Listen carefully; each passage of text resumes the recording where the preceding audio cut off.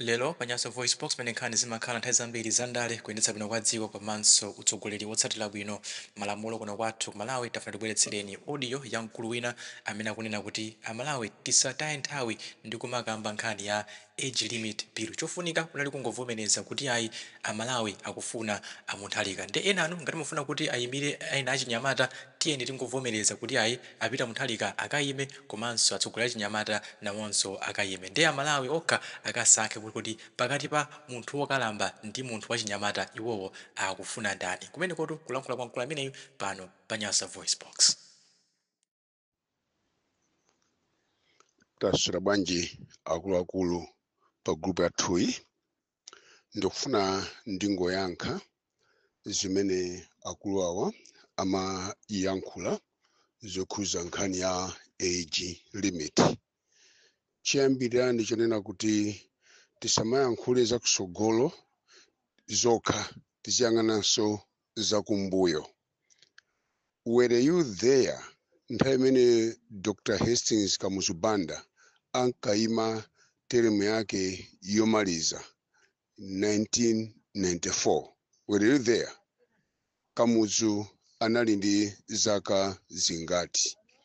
Mfundo zimene mukuyankhulazi, nthawi imeneyo anthu analibe maganizo a mfundo ngati zanuzi. Ndi chifukwa chiyani Kamuzu analoledwa kuyima pa mpando wa president ali ndi zaka 90 chakuti? Ndifuna ndiyankhule mawu awa kunena kuti zinthu zina tikamazilankhula zimachita kuoneseratu kuti ifeyo tili mbali iyi kapena ifeyo tili mbali iyi.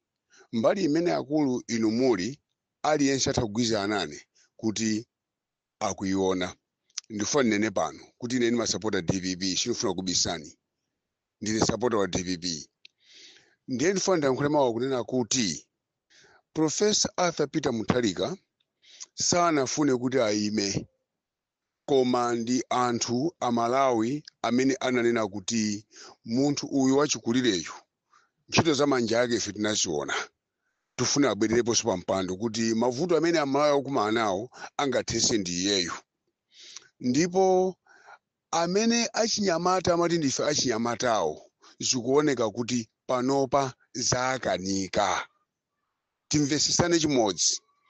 Ndiye zionena kuti kaya munthu azapalamula mu ofesi kaya sazapalamula, malamulowo ngati alipo, ngati akusintha lamulo lofuna kuti asinthe zaka, chingalese nchiyani kuti akasinthenso malamulo, kuti ngati munthu ali ndi zaka 90 kapena 100 sakuyenera kuyimbidwa mulandu.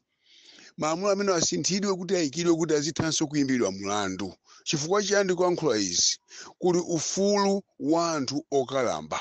Mufuna mundiuze kuti anthu okalamba onse sazaloledwa kumavota?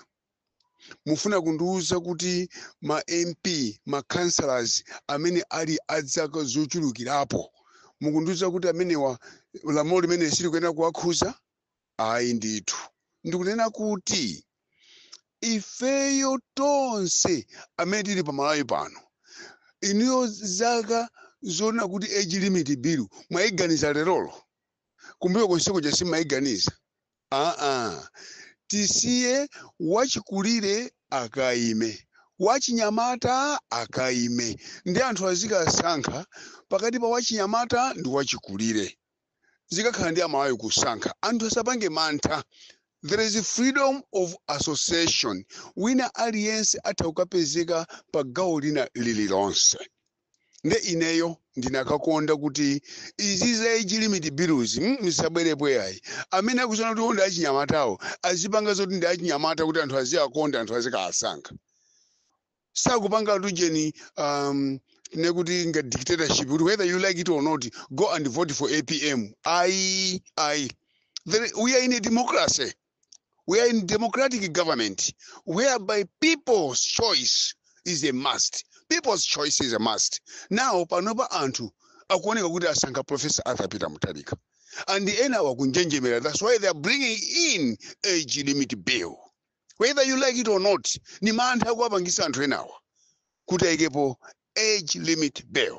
Now, because of this scenario, whether they like it or not, APM aima ndipo imene siiteka chifukwa bill iyi ikupangidwa ifo yoti akuyang'ana kuti pali uyo ndeti mpangire bill iyi kuti asadutse. Ayi mukunama. Iniyo ngati ndachinyamata go and stand mukapikisana ndi nkhalambayo andi tione pakati pa achinyamata ndi nkhalamba amene akaduse. Inu dziko la mtundu wanji pakali pano moti anthu aziyang'ana kuti tili achani akumayembekeza kuti kodi boma lili pasachani. Is that true? And the government is failing to do that. Ndi anthu akalimbana ndi munthu amene anthu akumufuna. No, you are killing people. Mukupha anthu ngati mukudziwa. So let me say, maganizo anu, yes ni maganizo anu. Kwa ngati amalawi ana kuti akufuna nkhalambayo, asiye nakavotera nkhalambayo. Achinyamata salipo. Let them do that. That's their wish. Musanene kuti aya inkhalamba chani kaya atha kuba munthu. Okubatu amatha kuba kani nkhalamba kani nyamata aliyense amatha kuba. Koma tikunena kuti anthu akuyang'ana ntchito za manja a munthu nimezi kumpangira umboni. That's why Professor Arthur Peter Mutharika anthu akumufuna. Iniyo mukufuna ndani? Iniyo mukufuna ndani kuti aime? Yes, because iniyo mukufuna amene wowo auze nakaime akapikisana ndi nkhalambayi. Koma ife anthu a DPP tikunenetsa lero ndi amalawi akufuna kwabwino amene akuona kuti boma ili lapweteka sakufunanso wina wake afuna Professor Arthur Peter Mutharika. Inyoka mukufuna kasi mukufuna kwa muvomereze chimenechi. Kunena kuti amalawi apanga chiganizo kuti Professor Arthur Peter Mutharika ndiye akamuvotera. Ife zifukwa zanu zina zonse mukuperekazo tibe nazo ntchito. Ngati mufukamba nkhani za malamulo, konzani malamulo kuti wina aliyense akapalamula kandi wachinyamata kandi wankulu must face the law. Simple as that. We should not sideline anybody.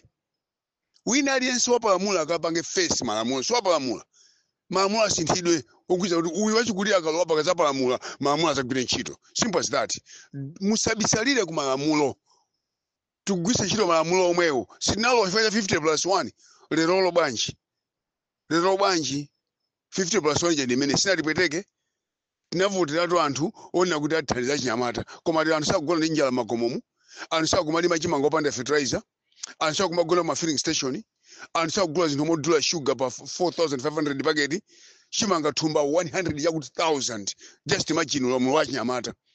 Nthawi Peter Mutharika timagula zimene zimitengo dula chonchi forex inkaswa chonchi. No. Don't provoke us. Musheni Professor Arthur Peter Mutharika aime, musheni wachinyamata amene afuna presidential candidate akaimire chipani chache ka independent. Kuma people who choose between the older person and the young people. They will choose. Mwatiko anaro amalawi ena inutu. Kamwadi zambiri koma zikuthimbani.